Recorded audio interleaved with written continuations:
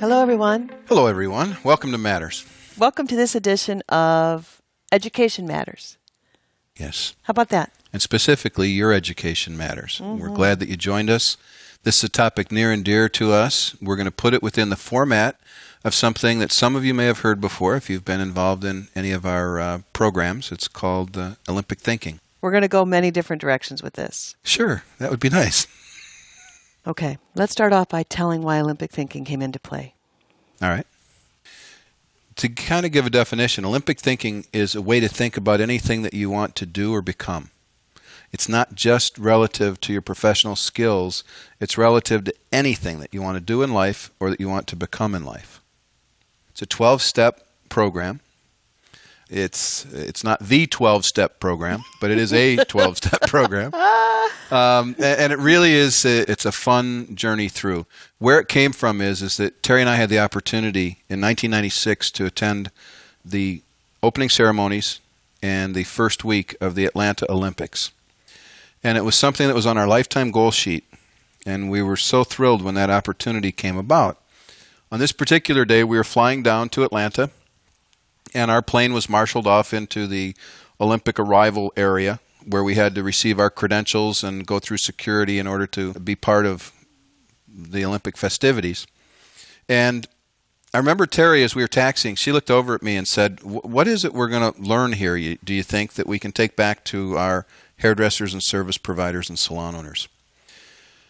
I looked back at her, and it was one of the rare times in my life where I was thinking just about sports.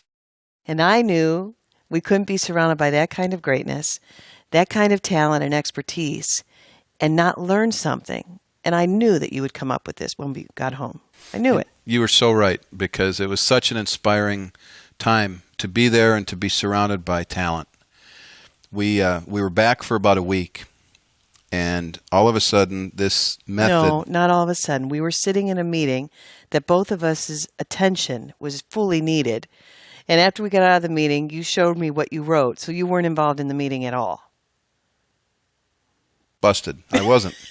Anyway, what came to me during that meeting was that while we were in Atlanta at the opening ceremonies, the 1996 Olympics were the most attended Olympics by the number of countries that participated in history. Over 192 nations, about 17,000 athletes participated in the Olympics. And what had occurred to me was that not a single one of them was there by accident. No one that marched into that stadium, no one that carried the flag for their nation was there by chance or by accident. Everyone had been working according to a plan in their lives, some at a very young age, but for years to get to that point. It occurred to me that people know, world-class athletes know, sometimes by the time they're 6 or 7 years old, what Olympic Games they'll be able to participate in should they be good enough. Those things are determined. They're declaring a sport at a very young age. Yeah. That's amazing. And so out of that came the first step of Olympic thinking, which is state what I want. And to me, that's one of the most powerful steps in thinking about anything. State specifically what you want. It's something that we're good at when we're young, that we kind of get less good at the older we get. Because that's true, because when you're a child, people always say, "What do you want to be when you grow up? What do you want to be?" Kids always have an answer. They always do. What do you want right now? Kids always have an answer. I want a pack of M&Ms. I want to watch this TV program. I want to do this right now. I want to be Black Power Ranger. Kids always know. Yes. But the older we get, the harder it is for us to get to those answers, because we've negotiated off of what we wanted so many times and we've settled for less than. And so what we'd ask to all of you is state what you want, and what does that mean to a service provider or a hairdresser? I think the last time that maybe we did this was when you were getting ready to graduate beauty school and you looked into the mirror and you wondered, what type of salon will I work at? What type of clothes will I get to wear? What type of hair will I get to do? Will I like the people that I work with? Will I like the people that I work for?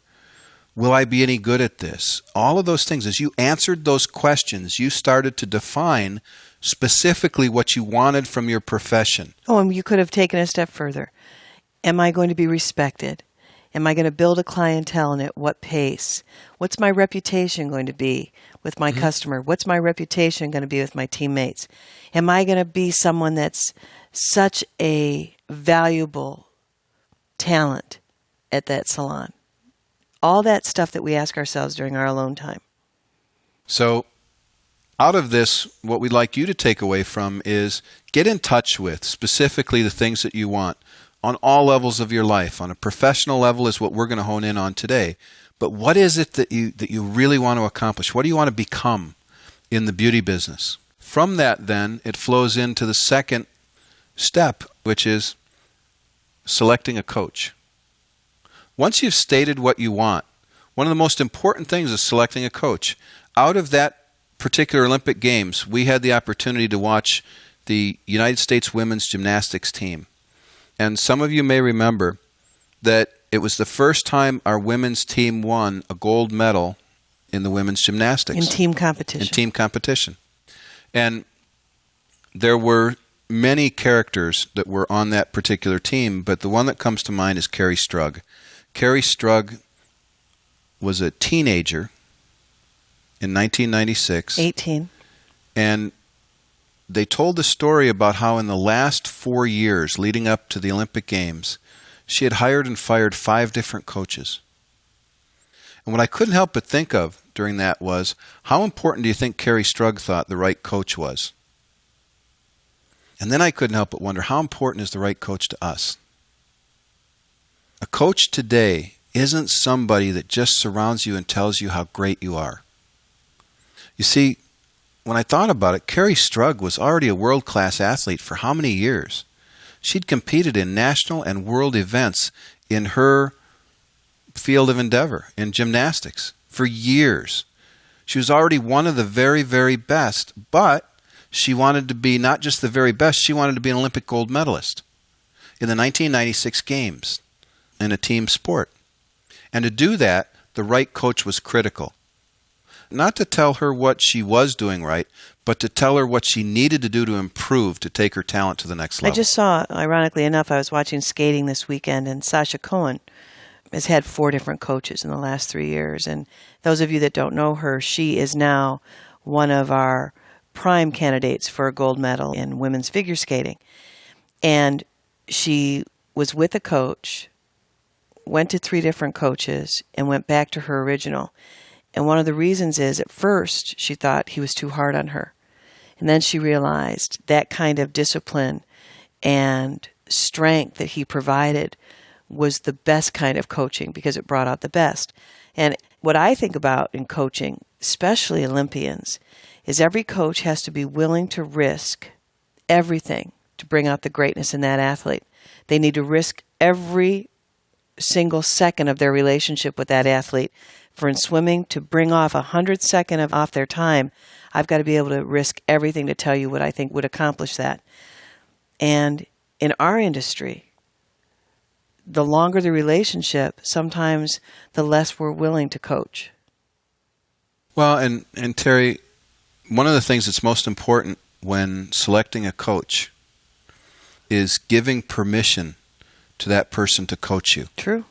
It's not just saying, would you be my coach? It's giving permission, because no one can coach you without your permission. Well, even in Sasha's coach's time, what an amazing man to be able to take her back. Oh, yeah. Because you were terminated as the coach, and then all of a sudden she says, I need you again, and you're willing to do that again. That can't be easy. That's what I thought about this weekend.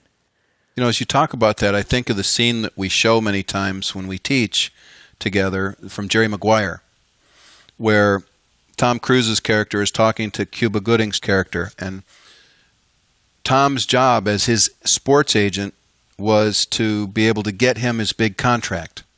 In order to get his big contract, he kind of coached him in how. I mean, see, sometimes we think coaches are just coaches. Here was a football player, and he had a head coach, and he had an offensive ends coach, but here was his agent in an opportunity to coach.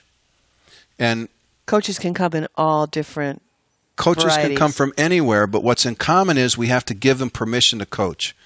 And what was interesting about this scene is that Tom Cruise was trying to tell Cuba why he wasn't getting his contract. But he said, can I be honest with you? He asked for permission first. and Cuba said, go ahead. And then he said, the reason why you're not getting your contract is you're a paycheck player. In your personal life, you're from the heart. But in your professional life, you're a paycheck player. And it's a great moment, and it teaches a great lesson when we can show the clip.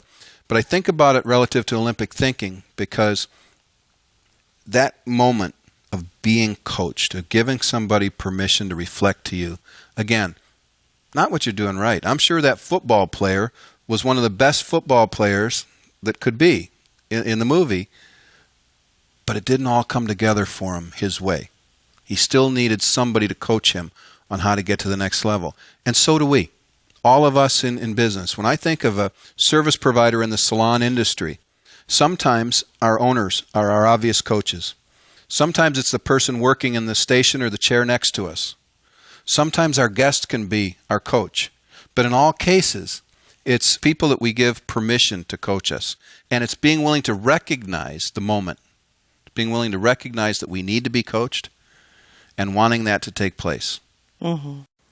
And therefore, today, we would ask that you give us permission to coach you for the short time that we have together. Oh, that's good. Okay, good.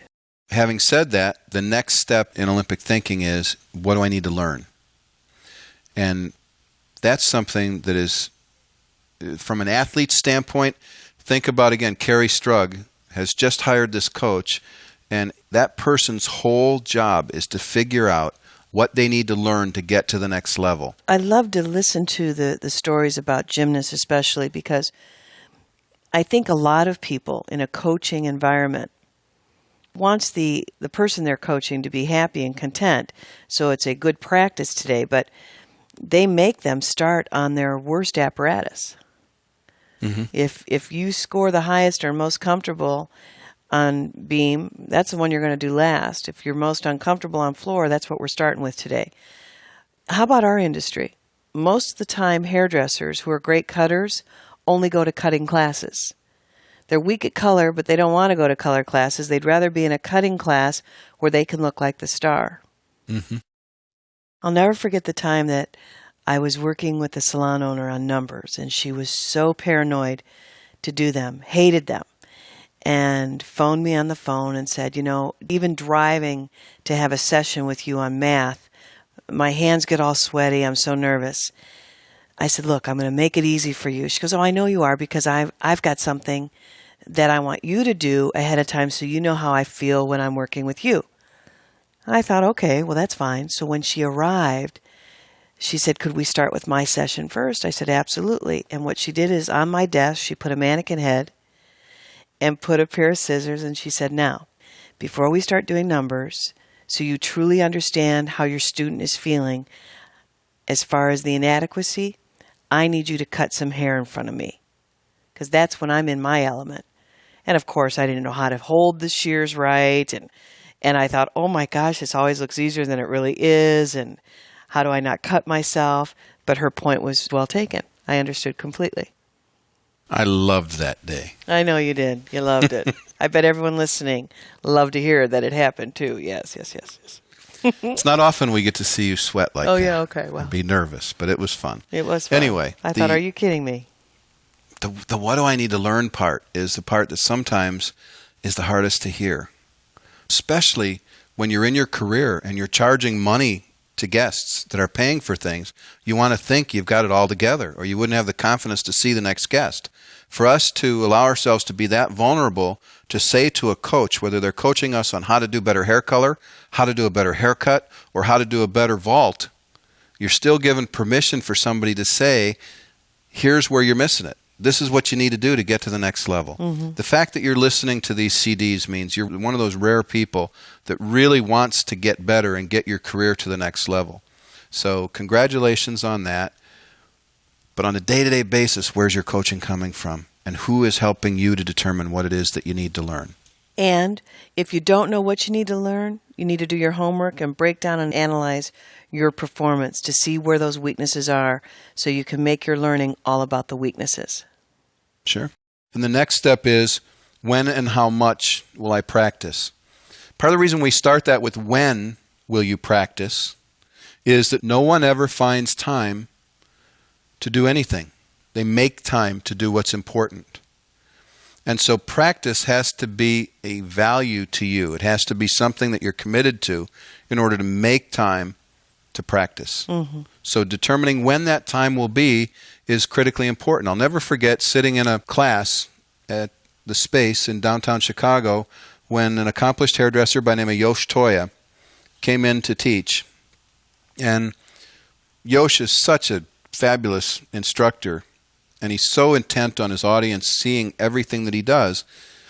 In this particular case, he was cutting a mannequin at the same time he was cutting a model. And he was doing the same haircut on both. The reason why he did that was it was easier to turn the mannequin and hold it in such a way that his audience could see everything that he was doing, because you can't always turn a guest around. The model can't always be positioned in such a way that everyone sees.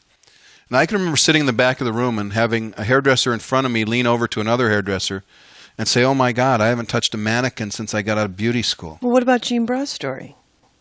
Robert Cromines tells a story. For those of you that have listened to Robert, he tells a story about going by Jean Bra's home one morning to pick her up for a meeting, and he looked through the window and he saw Jean Bra in her home working on a mannequin. And for those of you who may not be familiar with Jean Bra's name, she was arguably the greatest female hairdresser, certainly of her time, and maybe of all time. Certainly someone who didn't need to practice on a mannequin, but chose to practice on a mannequin because she always wanted to take her talent and her skill to the next level. And that story just proves, I mean, kind of my rule of thumb would be if Jean Bra can find time to practice, anybody can find the time to practice. Mm-hmm. But you have to determine when. The next step is how much will you practice. I know that all the stories that come out of the Olympic Games are always about the heroic amounts of time that these athletes practice. And dedicate to their Yeah, I mean, their we hear sport. about 8 hours on the ice and 8 hours in a gym, and then they're tutored and they have to do their homework, and they live away from home at very young ages. And, you know, contrary to most people's belief, there were over 17,000 athletes, and I think only a handful of them wound up on a Wheaties box. So it's not for financial gain that people do all of this.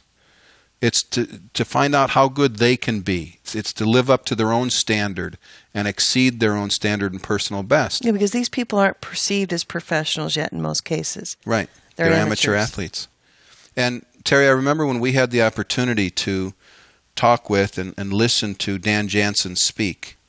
And one of the things that stands in my mind the most was when he told us about how every single thing was measured. And the amount of practice, the quality of practice, the amount of sleep, the quality of his sleep, everything that he ate. And then they were able to look at that against previous days and see when his best performances came. And so the when and how much will I practice, it's such a key part. Practice isn't what you do on a paying guest. Practice is what you do to prepare yourself to be with a paying guest. Mm-hmm. So the next step is, when will I apply? We honestly believe that if you don't understand and you don't know in advance how you will apply the practice, you won't consistently practice. You have to know how it's going to make you a better hairdresser, how it's going to make you a better hair colorist or a better massage therapist. If we don't understand how that practice is going to benefit, specifically, one guest at a time in 30 to 60-minute increments, if we don't know how that's going to benefit us, we won't show up every day to do it. Mm-hmm. And the story that I tell that makes it so clear for me was when I used to coach little boys basketball. Started at the YMCA, and they were 3rd and 4th graders. So that would make them, 8, 9, 10 years old 9, at the 10, most. Yeah. And you would get your team assigned, and you'd practice for an hour a week for 4 weeks leading up to the season. And I really think it was mom and dad's night out. They would bring their boys and drop them off at the gym, and we'd have chaos for an hour for 4 weeks until the games actually started. The thing that always amazed me is you had these little boys that couldn't shoot a ball from 10 feet away that had to try and shoot from half court. That's the thing they wanted to do more than anything, more than dribble, more than rebound, more than take a shot from 2 feet away that maybe they could make. Yeah, because their thought was 5, 4, 3, 2, 1. Oh, yeah, at the end of the game, they were going to launch up a half-court winner. shot and make it, win the game, win the championship. Everyone be on their shoulders. And so I remember that practice would be absolutely nuts, and then we'd play our first game. And because they didn't know how to dribble, because they didn't know how to pass the ball, and because they didn't know how to rebound, and because they didn't know how to shoot a short shot, they didn't score. It was a boring game because they hadn't practiced what was important to practice. And what that told me is they didn't know how that practice would apply. Until they played the game, they didn't know why they had to learn to dribble, why they had to learn to pass the ball, why they had to learn to rebound. Once they played the game, they figured out, if I'm going to get to shoot, I've got to do all those other things. And they really wanted to shoot, so they learned to do the other things. What is it that we really want to do that'll keep us practicing to be the best? What do they really need to do so they can keep a customer? Yeah, and create a repeat guest and a salon experience. Yep. Absolutely. And what's the payoff? And when I think, it's almost every single time that Terry and I get up in front of an audience and I look out for the first time at that audience, I think, I hope and pray that I'm looking at the next Robert Cromeans, Paul Mitchell, Gene Bra, Vivian McKinder, Sam Bercato, Benny Pollard. I hope I'm looking out at one of those people. I hope there's somebody in that audience that wants to apply their talent in such a way that takes our industry to the next level. Mm-hmm. So the next step is to visualize the desired result. What I love about this particular stage is that it's something that I wish our Olympic athletes, when they're done competing, would go around and lecture on and teach the average person how to visualize the desired result. Because most of us learn how to visualize the result we don't want. Most of us are afraid so much to fail because that's what we see in our minds. Olympic athletes are taught to see the desired result that they want. They spend a lot of time on that. And the story that makes that real for me is the story of Dan Jansen, who is, in my mind and in his mind, the most prolific Olympic athlete in United States history. He's a speed skater that held the record in the 500-meter and the 1,000-meter speed skating event. And while he was the world record holder, he went to he actually competed in 5 different Olympic Games and had never won any medal at all, not gold, not silver, not bronze. Something always happened. He had tragedies in his life. He fell. Something always happened. While every skater that competed against him knew he was the best in the world and in a class by himself, he never won a gold medal. Well, it came to his final Olympic Games, the 5th time. Final Olympic Games. At the beginning of the Games, he's going into an interview, and it's the typical, you see the athlete with all the microphones in front of him, and some reporter said, Dan Jansen, how does it feel to be the biggest failure in United States Olympic history? Now, can you imagine? I mean, I don't care if he was 25 years old. Imagine being on worldwide television and microphones in your face and somebody says, how does it feel to be the biggest failure? And without hesitation, he looked back and he said to this person, you might see me as the biggest failure. However, I see myself as the most prolific American athlete ever to compete in the Olympic Games. Because I've competed now, I will compete in the 5 different Olympiads. No one has ever done that. That ended the news conference. He went on and competed. In the first event, he fell again, so he didn't medal. And it got to be the last event of his Olympic career. And it wasn't his best event. It was his second best event. And what makes it a story is that he won the gold medal on his last event. And he won the gold medal because he learned about him and his own performance in the process, what he needed to learn in order to win that gold medal. And in a similar news conference at the end of that, when the same group of reporters said, Dan Jansen, how does it feel to finally win a gold medal here at the Olympics and stand up on the podium and see the flag raised? He, again without hesitation, said, it feels exactly as I knew it would because I've seen it thousands and thousands and thousands of times in my head in advance. That's visualizing the desired result. Not being surprised by your success. Not letting it sneak up on you. You earn your success. You see it in advance, and you're not surprised. Now, here's the thing that I think about from a hairdresser standpoint. You do that as a hairdresser naturally. You begin as a hairdresser with the end in mind. You see the desired result. Someone comes in with shoulder-length hair and they want chin-length hair, and you see it before it ever happens. Then you make it happen. But we don't do that enough with other parts of our lives. We don't do that enough with our dialogue. We don't begin with the end in mind. We don't practice it. We don't see the words coming to us naturally and bringing about the desired result. Visualize the desired result is a key step in Olympic thinking, certainly. Not just technically, but in all aspects of the service. Sure. The next step in Olympic thinking is to measure the results. This is always one of the ones that is so touchy when it comes to talking to stylists, service providers, hairdressers, etc., because that's the numbers part. That's where people look back at Terry and sometimes their faces crack because they have to do math. Please understand that if there was no math, if there was no time clock, if there was no scoreboard, no one would ever watch the Olympic Games. That's right. We watch because they measure. People pay you money because you measure as a professional. It's that way wherever we exchange our money. I mean, Federal Express. If Federal Express didn't tell you that they get the package there the next day by 10 o'clock in the morning, 99.9% of the time, or it's free, there would never have been a Federal Express. Because they measured, they had a business. Because you measure, you have the opportunity to improve your skills, to become extraordinary at what you do.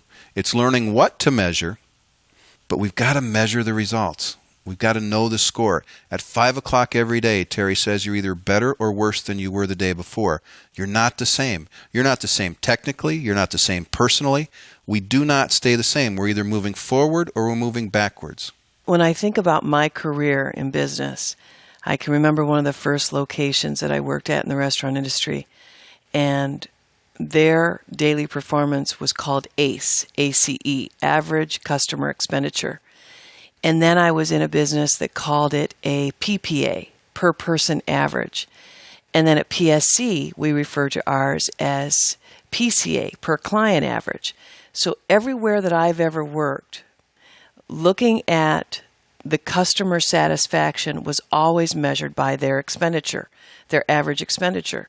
So in this business, I'm so alarmed by the amount of people that aren't willing to keep score. The scoreboard indicates that the customer is either pleased or displeased. Today's performance is tomorrow's traffic. So what we're doing today is either saying, please return, or I'm giving you permission to go somewhere else. If the customer is enjoying many of your services, it's because they're happy with the service provider. Steve says, to the degree that we deliver extraordinary service, the guest will trust us with more of their money. So as a result, the only way we know that is if we're keeping score ongoing. We have to know that information, and we should have to live by it. This business isn't about just play house and do hair, collect a gratuity, and go home. Our number one responsibility as a service provider is to create a repeat customer. Loyalty equates to success in this business. And the only way we know that is if we're tracking how many guests are we seeing, how many new guests are we bringing in. Are we bringing in the new guests because of a referral, or is the salon feeding us traffic based on the salon's reputation versus mine? Am I contributing to the success of the business? Is the customer staying with me, or are they leaving, so I must be giving new customers over and over again? All of that is measuring the result. It's no different than saying, what did she get on vault? What did she get on beam? What did she get on uneven bars? And what did she score on the floor exercise? It's exactly the same thing. It's a professional tracking their results. And one of the things that we say is that numbers exist to influence behavior. Oh, gosh, yes. They do in the Olympic Games. To influence behavior, numbers exist. I'll never forget, Terry and I were at a preliminary event for swimming. I couldn't tell you which stroke it was or how many meters, but I know they jumped in the pool and they swam back and forth a couple of times. And what was interesting is there were groups of 8, and I want to say there were 8 seats. Yeah, they were vying for 8 positions in the final. But the preliminary, they went off 8 at a time, and there were probably 20 heats, 20 different groups of 8 that attempted. We looked up on the scoreboard. On the scoreboard at the end of each one of these, we would look up and you'd see PR, which is personal record, NR, which is national record, OR, which is Olympic record, and WR, which is world record. In every single heat, there were personal records set. In many of the heats, there were national records set. And for people who set their personal records and national records, the majority of those people didn't even make it into the final. Well, that's what was amazing about it, is because these people would be going crazy. Celebrate, yeah. Celebrating, jumping up and down, going nuts. And you'd think, God bless them. They're not even in the final, the little, bless their heart. And then until you realized and figured out they're celebrating because it was the best they'd ever done. It didn't make the final, but they made a record that day for themselves. And that's the thing. When you think about the magnitude of that, they're personal, the best they've ever swam in their life. On that stage. On that stage, Wow. How many hours of practice went into that? And the fact they could have chosen to be disappointed that they didn't make it into the final, or they could just celebrate that they did their best. And ever. how many times do we go home and not know what our daily performance was, what our average guest check was, how many guests did we reschedule, what our personal best week was, what were the components? When you said Dan Jansen knew his quality of sleep and we don't even know our best day. Sure. It's amazing to me that happens, that somebody listening to this CD could have had your best day yesterday, best day you've ever had as a professional, and there's a good chance you don't know it. It might have been, it might not have been. So how can you repeat it if it was your best? Exactly. That's why we measure the results. And that's why you should measure them daily, so you can dissect it, if it was good, or just want to celebrate. be able to duplicate Oh it. my gosh, yes, because numbers are in place to influence behavior, whether good, bad.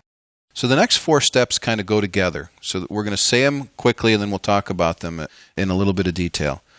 The next step is to look at what went right and celebrate. What went wrong and correct it. Those 4 steps are critical to becoming anything great in life. What went right? What did I do right? What was right about that haircut? What was right about that guest visit? What was right about the image profile? What was right about asking for referrals? What was right about that particular guest visit? What was right about my professional recommendation with take home? What was right about the pace of my service? Sure. And then celebrate it, to be able to say, I'm getting better at that. That wasn't always my strong point, but I'm improving. One of the things you always say is technically, it's so obvious when you're in school how they pace you. How long did it take you to wrap your first perm? Where are you supposed to put all the components while you're wrapping that perm? And you're willing in school to be uncomfortable with your hands. Sure, or awkward with your hands. Awkward or uncomfortable with your hands. And then when we get into the salon, we've now learned that we're a little bit more comfortable. We're working on speed and pace. But then it's our dialogue that's weak. And most of the time, it's sloppy dialogue that holds us back from retaining and keeping a customer. The technical part is only one fraction of the guest's perception of our service. And Steve always says, you have to be willing to be as awkward and uncomfortable with your words as you were once with your hands. Very true.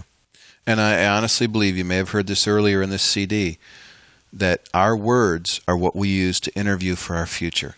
The quality of your words, the quality of your dialogue, the quality of what you say during a guest visit is what's going to allow you to audition. You're auditioning for your future. Those guests are going to make a decision as to whether you're worth the money. To the degree that we deliver extraordinary service, the guest will trust us with more of their money. You're auditioning for more of their money in every single guest's visit. Well, these 4 steps aren't as obvious as it was with Carrie Strug in the salon, but let's illustrate what happened with her, because some of our listeners are probably too young to remember and realize what happened at the 96 Olympics. But we did have electric power, and indoor washrooms in 1996. For those of you that are too young to remember Carrie Strug, why do you do it, Steve? Just so you know that. Why do you do it? It really wasn't. We had automobiles too. We had automobiles. We're moving on. Oh, okay. So what happened with Carrie is you have to set the whole stage up for this. we had an athlete, what was her name? Manciano. The two Dominiques. Dominique, I always say Manciano. I think it's Morsero. Morsero, but Maggiano. Maggiano's is an Italian restaurant in Chicago. So what? And Massiano is where we get pizza right up the street. Well, her name's close to those two. Dominique. Mossimo. Okay. So anyway, Dominique, and she falls. She slips and falls twice. 2 attempts, yeah. 2 times. Oh, can you imagine? Then the next athlete comes up. The next Dominique. And she was very good too. And she fell twice. So now we've got 2 athletes that have fallen. Now, in this arena, there's probably, I think, 35,000 that are welcome. And before you walked in, the rules were very specific. No cameras allowed. Well, Steve and I abided by the rules because we didn't want to be an interference to the athletes. So what happened was, here are these little 15 and 16-year-old girls fighting to win a medal for our country.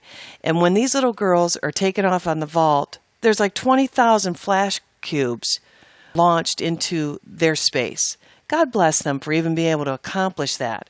I couldn't have done that at 16 years. I would have stood up, gotten right in the camera, bawled my eyes out. So anyway, time for Carrie. She gets in position, and she looks over at her coach for affirmation. Affirmation that, yes, I can do this. And a lot was riding on her. The whole pressure of our medal resting on her shoulders. So she runs, and she falls. She falls. But not only does she fall, an injury takes place. Which we didn't find out till later. Well, of course we didn't. But what would most people do in that situation? Well, I would have been all over that.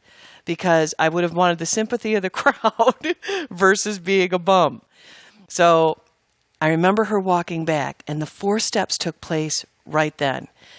In the midst of all these people screaming, the flash cubes going off, knowing that everything's resting on her, she makes eye contact and absolutely is focused on Bella's eyes.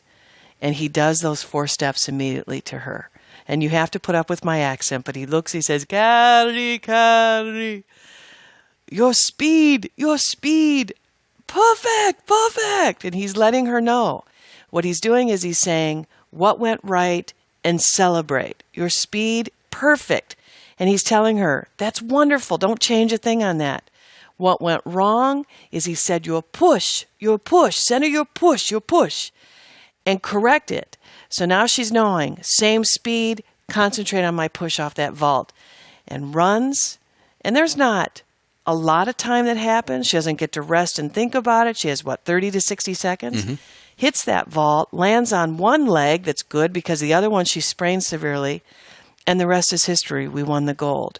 At 18 years old, she accomplished that. And sometimes we don't want anyone to even correct us on how we did a haircut, correct us on our color formation, correct us on the fact that we dropped our customer off and ditched to the back because we didn't reschedule them. We didn't talk about take home. We didn't stay with them to let them leave the salon in a proper way. We'd rather talk about stupid stuff. And at 18 years old, with all that resting on her, she chose to be the champion. So what do we learn from that? What went right, celebrate. What went wrong, correct it. We should be asking ourselves that after every single customer that we take care of. Do we know for sure that when we're done, that we were 100% full out?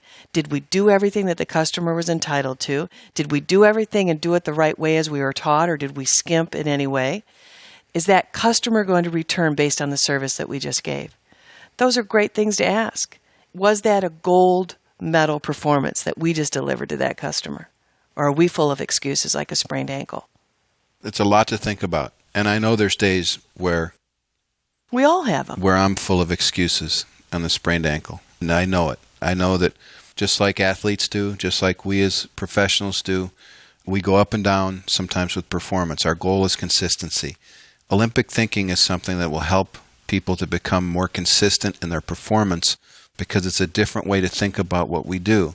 If you look at the 4 steps that just happened, what went right, celebrate, what went wrong, and correct it. The final step is go back to step 1, which of course is state what I want. If you get off track, go back to say what it is. Exactly. Because Carrie Strug, if she would have been down there after her fall, the 5th fall in a row, because the 2 Dominiques fell twice apiece, after the 5th consecutive fall, if she would have said, you know what?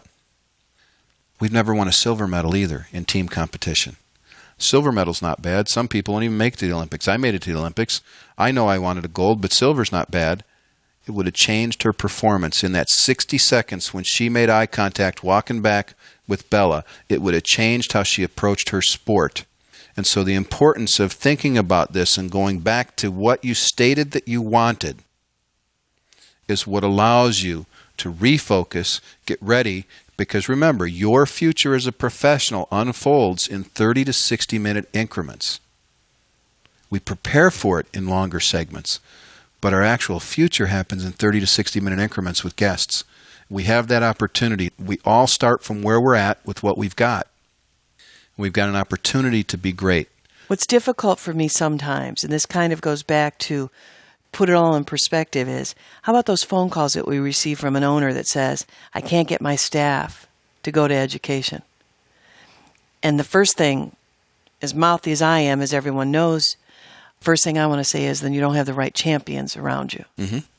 Because a true champion would be at education, would understand that someone's coaching them to get what they want. And obviously at that point, the owner and the professional, or lack of professional, doesn't want the same thing. I worked with a young lady once, and unless you're ever truly surrounded by an Olympian, sometimes we can think this is all theatrics. I was working at a restaurant, and I'll never forget, I was in the back of the house, which in restaurant industry lingo, that is the kitchen. And they said there's a young lady interviewing or filling out an application in the back. And one of our philosophy is we interviewed everyone because we could have an extraordinary person walk in the door, even if we were completely staffed, and we could have good talent walk in, and we never wanted to turn great talent away. So I went out to interview her, and I sat down with her, and she was 18 years old.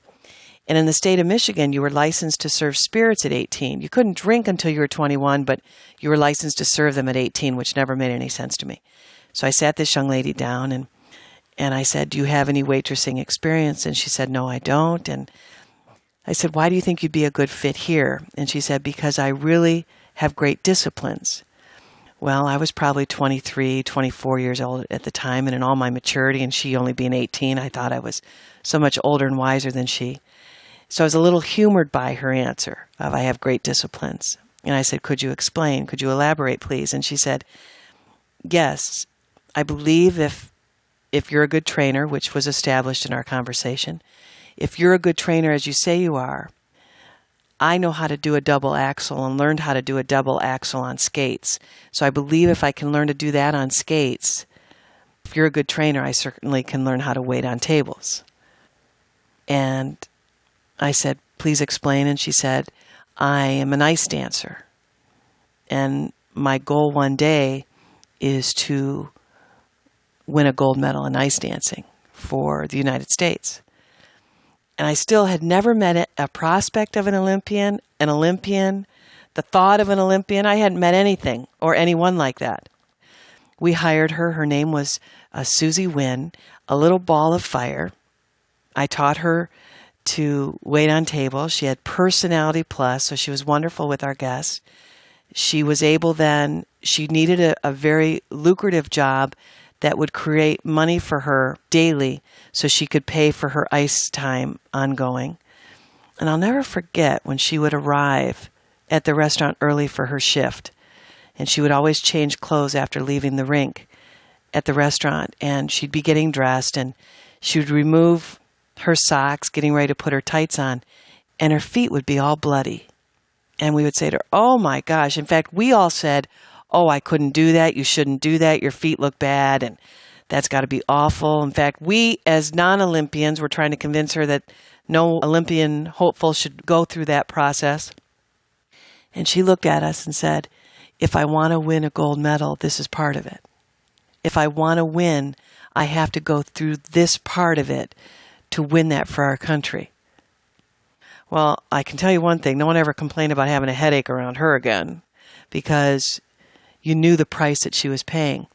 And I left the restaurant industry, was recruited into the beauty industry, and it wasn't for many years later. I think it was in 88 or 89, and I was living in Naperville at the time, and Steve was there, And I remember I was watching Wild World of Sports on a Saturday afternoon, and ice dancing, you can be a lot older as a skater than most because there isn't the lifting there is in pair skating. And I'll never forget them saying, taking the ice now is Susie Wynn and such and such. And I screamed to Steve. And you ran out, and we watched the rest of her performance. And it was probably one of the finest, proudest moments when she won the gold. And for our country, she did exactly what she said she was going to do. And, I thought, well, my goodness, that all happened because I played a part in her life, made her be I was the trader. And, I know when she took that gold medal, she said, now, thank you, Terry. You made that all possible. She had me out there skating the next day, trying to teach me ice dancing. No, but of course, that didn't work. In a little bit, I just felt like I was a part of her history. And Steve, you thought I made that up. I did. Do you remember? I thought that was a story that Terry made up because it's such a good story to teach with. But I found out later, probably just a couple years ago in a bookstore, I was reading Tara Lipinski's book came out, and the foreword was by Susie Wynn. She actually now choreographed Tara Lipinski's gold medal winning performance in the Olympics. And she's also a commentator. Many of you may see Susie Wynn on ABC. She's ice skating commentator for ABC. Ice dancing. So I can't ever deny the fact, and I publicly apologize to my wife for ever doubting her story. But the coolest is, I'm not surprised she was such a winner when you met her. You witnessed it, sure. And what a great life story. And I think about privileges that I've had in my life to meet and shake the hands of really quite a number of Olympic athletes over the years. And for you to have not only shaken the hand, but have played a part, and it's just a great story, and treasure the memory. But at the same time, what are the memories that all of you are making with your guests? What are the memories that all of you are making with each other? How many of you can think of a hairdresser that you worked with maybe years ago, or maybe just a few years ago, who took the risk to say out loud that I'm going to be extraordinary, I'm going to be a great one. Or I'll be a platform artist. Absolutely. People that took that risk and said it out loud, and then have been working on it ever since. Ever since, every day they've been working on it. And that's what, to me, I know I had this experience with Dr. Lou Lisansi, who for years now has been an educator for Matrix. And I hadn't seen him on stage for probably close to 15 years. I knew he was still in the industry. I knew he was still with Matrix. We'd kind of gone our separate ways because that's where the industry took us. And I heard he was going to be in Chicago, and I went to see him. And I've got to tell you, I was so thrilled to watch him work again, and to know every single day since I'd seen him last, he was doing exactly what he said he would do, and he was working at making the industry better in his way, in the same way that I was loyal and dedicated to what I said I would be and what was important to me to affect the lives of hairdressers in our way. It was neat to be able to check back in. And even though I didn't see him work every day, I knew the quality of his work every day because I got a chance to check back in on it. So I hope that story means something to you, because it's privilege when you get to witness someone that wants to be great and then they become great. And greatness is so contagious. And for me, that's what I want to be around right now. At this point in my life, I want to be around people, not that are already great. I want to be around people that have a twinkle in their eye and want to be great. That's what I'm attracted to. And I hope that all of you listening are attracted to that as well, because it's possible. We're in what I think is the most incredible industry in the world. You touch people. You deal in fashion and beauty. You make a difference. And you make a difference in people's lives. And gosh, when I think about it, there's some people that go to work and they look at a computer all day. There's some people that go to work. I went through the Louisville Slugger Bat Company years ago, and there was a person whose job all day long is to turn one direction and get an armful of baseball bats and turn around behind them and set an armful of baseball bats down from one counter to the next. And I thought, oh my God, that's somebody's career. They do that. And I admire that. I admire that they show up to continue to do that, but I'm so grateful that I get to work in this industry that's about beauty and fashion. And current. Because it's so, gosh, it's just the best. And so do all of you. So let's not take what we do for granted. Olympic thinking is just a way to think about anything you want to do or become. And I sincerely hope that this has made a difference and perhaps inspired some of you or all of you in a very special way in our time together today. And in your private time, restate what you want. Absolutely. And check don't the scoreboard how you're doing ever on that. negotiate off. Thank you for spending time with us. Thanks. Okay, let's do some afterthoughts. There's so many ways that you can get involved in the education side. Self-study can be memorization. What are you reading currently on what you do? You're a customer service provider. What are you reading on that? There's countless number of books that will talk about how to be in better sync with the customer, identifying the future trends of what the customer is looking for. You should be reading that. Also, you need to be current and an expert on your trade. Therefore, what kind of trade magazines are you looking at and being responsible for on a monthly basis? Steve and I would encourage that you receive a trade magazine at home. A number of them are good, but at least receive one. Also, what I like about it is the family that lives with you, your circle of influence, is going to see, oh my gosh, she gets a trade magazine and she studies her trade and she's current. I certainly hope if I ever need brain surgery that my brain doctor is current in the brain industry, getting Brain Magazine of the Month, and also is doing a lot of self-study on how he can be better at what he does. Absolutely. Commitment to learning, it's just a lifelong thing. You're never done with that. In our industry, in our profession, there are many great opportunities to learn. What I would ask all of you is who are your hair heroes? Who are your hair heroes? Well, who's on your list? I know that every year when Jennifer and Terry get ready to do the calendar for PSC, they always come to me and say, we know who the givens are, but who's on your wish list? Who's on your dream list of educators to come in and educate at the space? We need those from you right now. Actually, I've given them to Jennifer. Thank you. The fact is that you've always got to be ready for that answer, because we've got to be on the lookout for who some of these people are, because you never know where they're going to be educating, what event they're going to be at, when you have a chance to maybe get up close and personal with them, get into a small look and learn or hands-on setting with them. It's important. The trade journals will keep you informed on who the newsmakers are. That's where your wish list is going to get fueled. There are great opportunities today at places like BehindTheChair.com. And there's links off of that site to other industry sites that are phenomenal for their abilities to keep you in touch. Sometimes advanced education means a party atmosphere versus just what it's intended to be.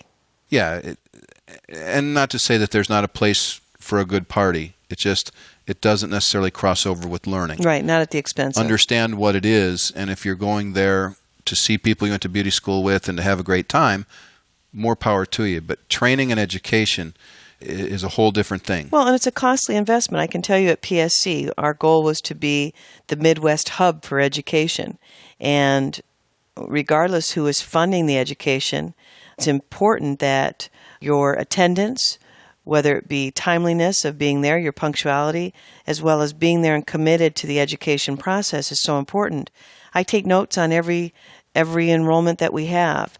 Who was there on time, who was late, who showed a ton of attention. I do recaps with your owner. Should they call and say, what was your participation like? Because I believe that they're making an investment in your future, and if you're not taken seriously, the owner has a right to know that. I also believe that a percentage of your own income every year should be invested back in you. I don't believe it's entirely up to the salon owners to provide that. So know the different types of education that you can have. You can go to a look and learn. You can go to a hands-on workshop. A look and learn is where you just sit, look and learn. There's no participation. Correct. Technically. You're Right. just viewing. But a look and learn is always a more intimate setting than a big show experience. Oh, you certainly can get up an close and opportunity to personal. get closer. There's an opportunity for interaction with that artist. You're just not holding on to the scissor yourself or applying the color yourself. Mm-hmm. So technical education also exists in Salon. There's also advanced academies throughout the world to travel to, which are unbelievably exciting, what the opportunities are. They're also more costly. Sure.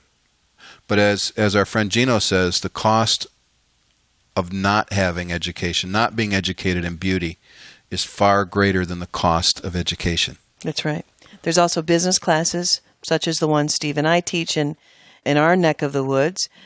But there's other business classes that you could be exposed to. You have to be around people that are current in business also, knowing that the complexion of the business has changed in some ways due to the day spa revolution, different things that the customer's looking for, the different things that they're looking for as far as being pampered and what they're willing to spend on themselves. So make sure the business education's current as well. Well, and having had a chance to be at the Paul Mitchell Signature Gathering at the end of July, which is one of the finest educational events being offered in the industry, bar none. Unbelievable mix of everything I think that's available and that's best in the beauty industry happens in that environment. Mm-hmm. There's an opportunity to see stage performances and fashion and show, and then there's an opportunity for hands-on in a more intimate setting. There's also opportunity for motivation with people like Wynn Claybaugh and Terry and I, and also some actual how-tos business from a dialogue and in business mm-hmm. that happens. And then there's the advanced classes afterwards, which take it to a whole nother level. So there's exciting things that happen there. But my point about the Signature Gathering was having a chance to talk with many of you from across the country. I realized that the challenges that stylists have are the challenges that they have from coast to coast, from north to south. It's not just in your town. It's not something that's unique. It crosses the country and crisscrosses the country in the challenges that we have. But what also crisscrosses the country is the opportunity that we have. There's an expression that we like. Actually, there's two. The person that knows how to read and doesn't is no better than the person that doesn't know how to read at all. Mm-hmm. And the other one is when the student is ready, the teacher will appear. And so our hope for you is that through the course of this CD, you've once again prepared the student. And I can't wait to hear some of the stories for who the teachers are that will appear to you in the next 30 days. Have a great month. Thank you for spending time with us.